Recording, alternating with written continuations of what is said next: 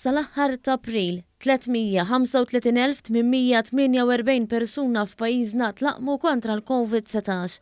Dan hekk kif il-programm ta' vaċinazzjoni f'pajjiżna beda fis-27 ta' Diċembru li għadda.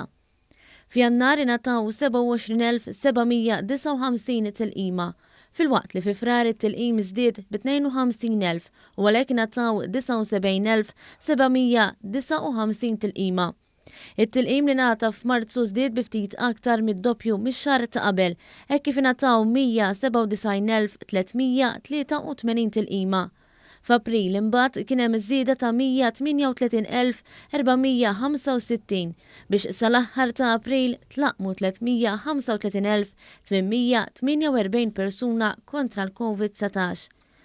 L-ewwel dożi tal-vaċin f'pajjiżna waslu l-għada tal-miliet li għadda biex l-għada beda l-proċess ta' tilqim bil-vaċċin tal-Pfizer.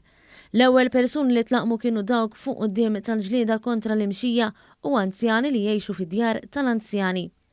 F'Jannar waslet l-ewwel kunsinja tal-vaċċin tal-Moderna u fil-bidu ta' Frar waslet tal-AstraZeneca.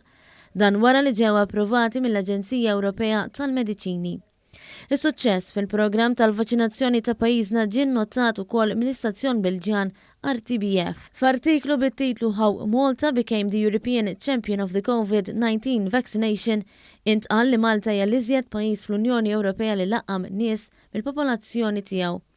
Tant li Malta laqmet ftit aktar minn 51% tal-popolazzjoni, 10% aktar mill-Ungerija, li huwa t-tieni l-aktar pajjiż li laqqam nies fl-Unjoni Ewropea u d-doppju tal-Belġju.